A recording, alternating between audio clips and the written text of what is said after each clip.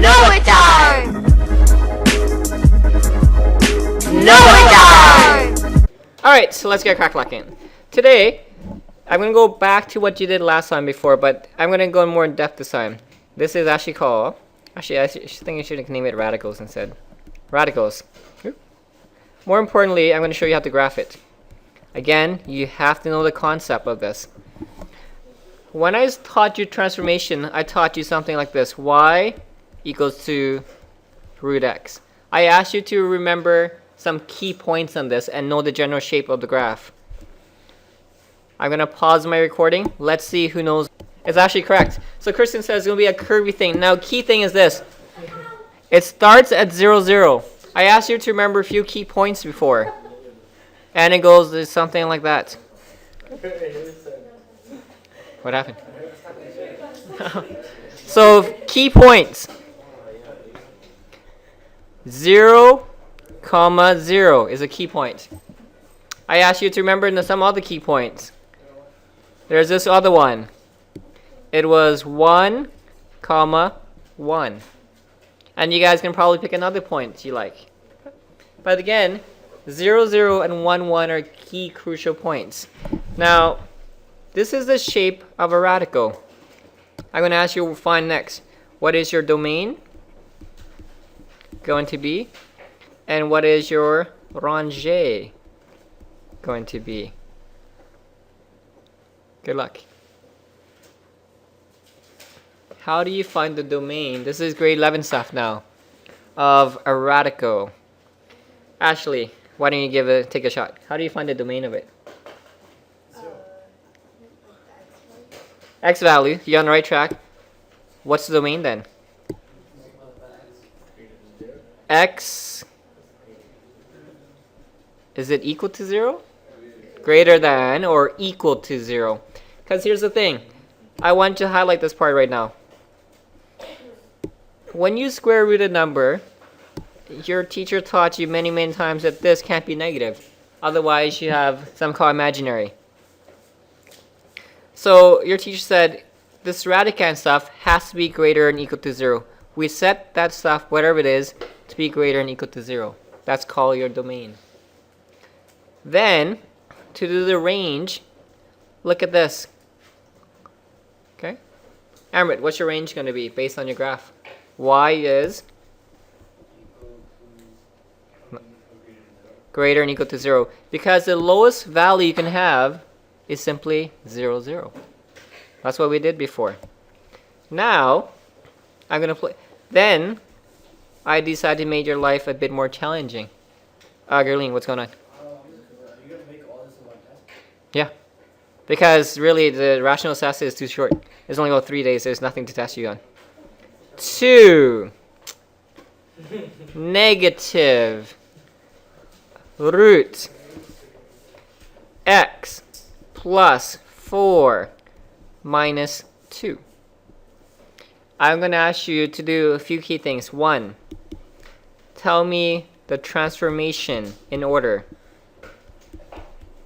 Transformation in order. Okay. 2, I'm going to ask you find new key points. Okay, what are your new key points going to be? 3, you can go ahead and I want you to actually do domain and range. For your range, you may want to sketch the graph first. Some people like to sketch first before they do the range. 4, I need a graph. So this is a review of everything you did in transformations. I'm going to pause it for a few minutes and let you have a crack at it. Deep, tell me everything that happens in English in the correct order. Vertical expansion by 2 is correct. Yep. Reflection in x is correct. Yep. Left 4 is correct. 2 down is correct. Now, what we did next is we use these key points. Notice I chose 0, 0 and 1, 1.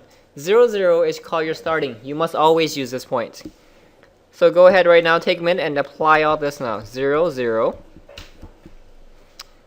And if I did this right, in the end, you should have -4 and -2. Then I'm going to work with 1, comma 1. I do the exact same thing. Okay, nothing too bad. I left out a lot of steps because I'm expecting you guys to do this on your own. Danish, 1, 1 becomes what? -3, -4. -3, -4. Now, some people like to draw the graph right now. Somebody may like to do domain. Everyone's different. I'm just going to draw a rough sketch right now and see what it looks like.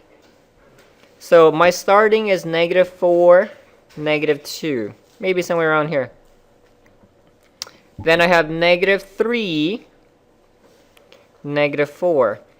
And when I do that, look, it gives me this kind of shape. And all this graph is always a nice curve. It's going to look something like that. Okay. Now, let's do my domain. To find your domain, I set the stuff inside the square roots to be greater than or equal to 0.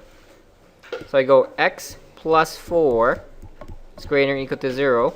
X is greater than -4. Okay. Range. Gary, what's your range, Gary? I haven't asked you for a while. I'll give you a hint. Look at the graph. The key to do range is looking at your graph. Y is, keep going, you're on the right track.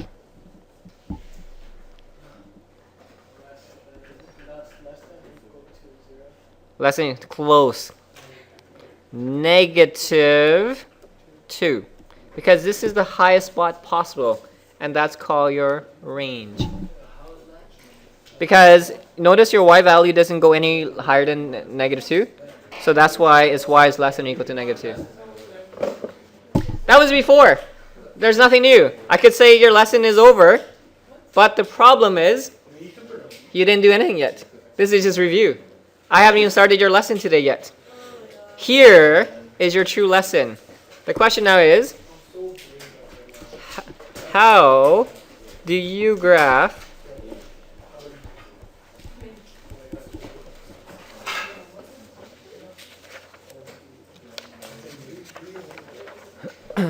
square roots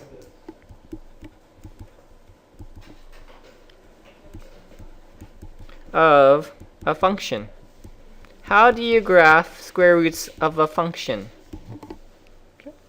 Because if I give you something simple, it's too easy. I'm going to make it a bit more challenging this time. Here's your function. F of x equals to, let's say, I'm going to make it simple for a lot of you. 2x plus 1. I want you to graph that for me, please. So here's my function. Draw a rough sketch of what 2x plus 1 looks like. 2x plus 1. Devesh, what shape is that? What shape is 2x plus 1? A line. So we know it has a positive slope. Maybe something like that. But that's not the question. The question asks, I want you to graph y equals to root f of x. Now, here comes the fun part. What if I were to take the square root of this line and graph it? What would the new function look like? This is what I want to focus on today. Now, many ways of doing this. I'm going to show you probably the most easy and standard way. If I were to look at this question, I can rewrite, let's draw a little grid. Y, let's do a little, here I have 2x plus 1.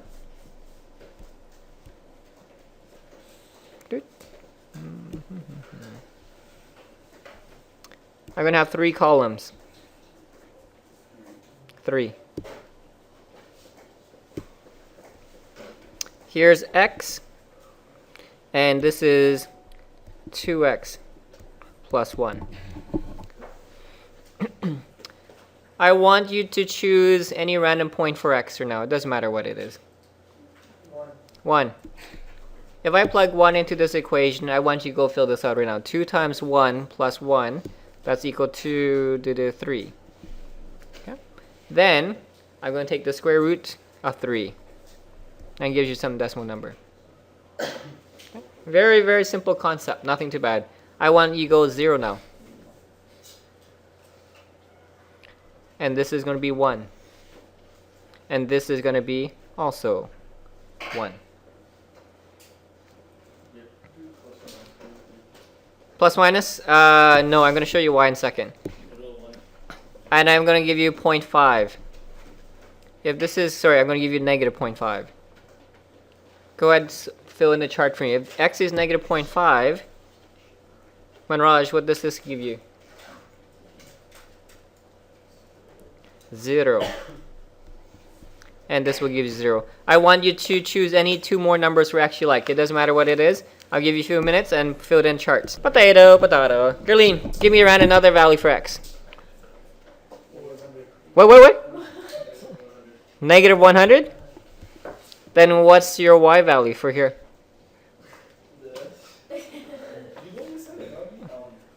Come on.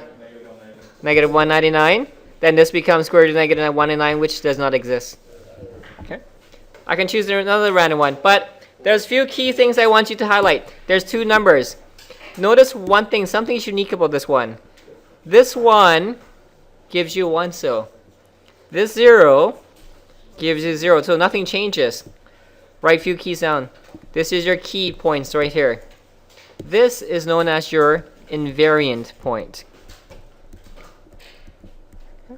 Invariant points, which means this, a point that does not change. Does not change.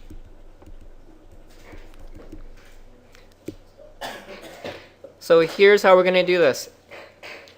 The key to doing all graphing square root functions is look for the invariant points, 0 and 1, because they will never change for this. So find y equals to 0. Put a dot right here. Y equals to 0. That's your first key point. Find y equals to 1. That's your next key point. You know your graph is going to look like a square root graph because it asks you square root. So you know the general shape already. The general shape is going to look something like that. So what you're going to do now is choose any random x value here. Doesn't matter what it is. Choose any random x value. And you're going to find the square root at that point. Notice the only key points I'm looking at are the red values for now. And for now, let's choose 4, for example. So this becomes 9. This becomes 3. So when x equals to 4, y equals to 3. Again, maybe it'll be here somewhere. So now, here are my 3 shapes. 1, 2, 3. Somehow, it has to form a nice curve. Connect your lines. And if you did this correctly, it's going to have a nice curve. And that is called how you graph y equals to root f of x. So I'm going to give you steps to success, how to do this in detail. Okay? Steps to success.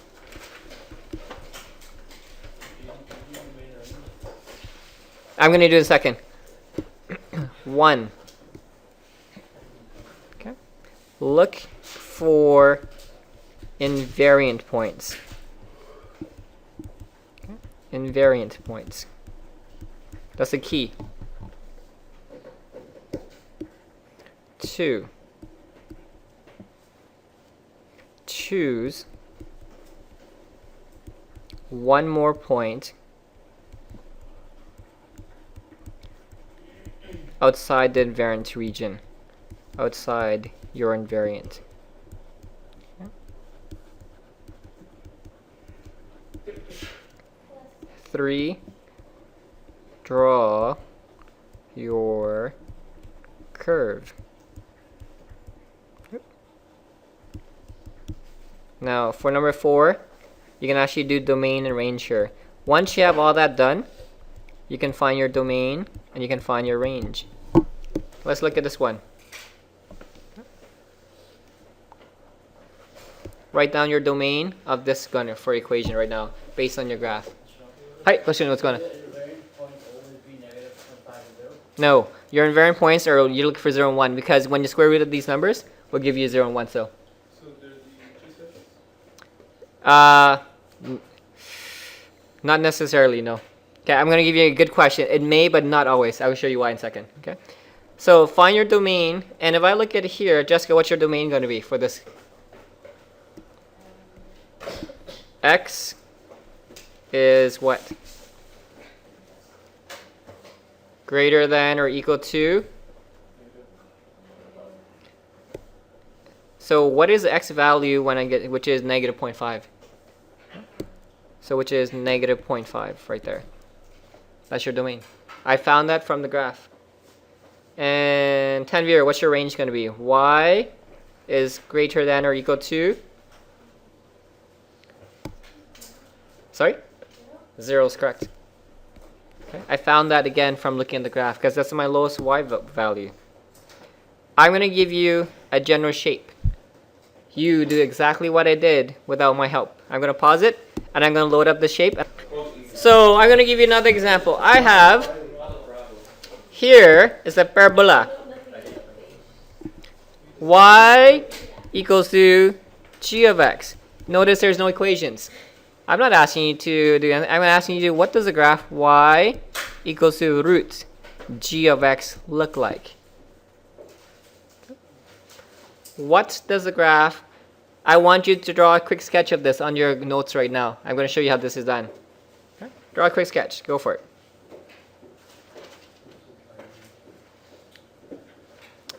And we'll walk through our step one by one.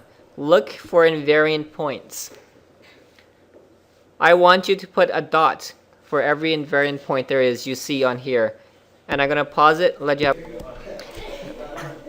Here's how this works. I'm going to make this a bit bigger because some of you can't really see this. You said there's 4? There's 4 invariant points. Remember, invariant point is when your graph hits either two numbers, 0 or 1. There are 4 key points where the graph hits 0 or 1. I'm going to highlight them for you. One of them is here. Make a mark this on your paper right now because you're going to be so lost when it comes to look. There's 1 point. There's another point right there. Agree? Because that's when y equals to 0 or 1. That's called an invariant point. It will never change. There's another point here. Oh, look at this. There's another point here. Oh, magic, magic. That one doesn't count. What's going on? The one near negative 1? Negative 1. This one? No. On the y. 0. Negative 1. Nope. Because y, this is your y value. Y value is, or when y equals to 0, 1 is invariant. So again, what you're going to do now is, like I said, you're going to choose here's 0, here's 1. The graph, I know is going to look something like this. But that's not done yet. It's going to look something like this. And notice they're not connecting to anything. So what you're going to do now is we're going to choose another point outside the invariant. So choose another number I can work with. So let's say look at 6. If I were to look at 6, punch in your calculator, what's the square root of 6 right now? So this is 6. So that should be 2.4? 2.5, so it's going to be somewhere around here. So this blue dot right here is going to be down here because this is going to be the square root of 6. I have 3 points. Somehow, all 3 must be connected. Go ahead, draw a line connecting all the 3. So it looks something like and keeps on going. But I'm not done yet. Notice these 2 have no relations to each other. Do that side for me. Oh, you can. I work with 6. So this is going to be negative 2 points. It will be somewhere down here. So this one is going to look something like and that is your graph. You can use any number. Take the square root of any number. The key numbers you always work with are 0 and 1. And then third one, you just take and just draw your graph from there. Question? Yes, but for this, it's going to be unique, so that's why you just leave it. Just leave it, use a positive form. Okay? But now, here comes the fun part. What is your domain? And what is your range? Domain is tricky. Let's see if you can figure out the domain.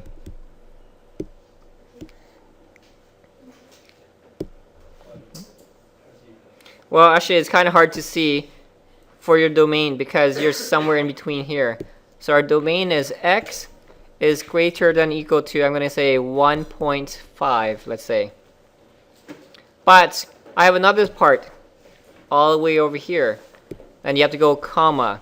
X is less than or equal to negative 1.5. Notice there's no relation to each other. My range. Y is greater than or equal to 0. That's how you do your domain and range. Here comes your supernode question for today. Let's see how we can figure this one out. Wait, what's going on? No, only one, because it's just the same thing. So, I'm going to give you a question. Here is your supernode question for today. Let's see if you can figure it out. I'm going to ask you for 2 key things. I'm going to pause it, and I'm going to load. All right, guys. Here is your question. I have y equals to f of x. I'm going to ask you 2 things. 1, graph y equals to root f of x. And 2, you have to get both parts correct. Give me my domain and give me my range. To get everyone a card in your row. Let the games begin. Go. Roll got it. I always start with invariant points. I want you to redraw this graph if you haven't done so, please. Put a dot right here. Because invariant point, remember, when y equals to 0 or 1. There's a point right here. There's a point right here. There's a point right here. And I always say you gotta choose like one more. And I always choose a point where I can find a perfect square root of. And there's one number I can find a perfect square root of, which is 4.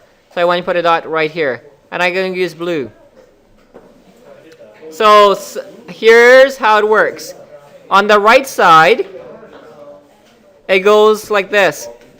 Agree? Right side. Left side. Look at what left side does. And notice I didn't extend all the way to the left side. No. Because it stops right there. So it's almost like a perfect oval. Or there are no lines extending anywhere. So here is your domain. Guys, write this down for me, please. Look at your domain. My domain, notice, is only from, if I were to redraw this, let's redraw this more nicely. My domain, if you think about it, is from where to where? My domain is every value from -2 to 2. So x is in between -2 to 2. Because, look, it's going from here to here. What about my range? Range is y is between. Okay? Because the line doesn't go on forever. It ends. It closes between 0 and 2. And that's all there is to it. Your work, and I will award your cards in a second. Page! Only 2 rows got it right. Page 86. Numero 3. And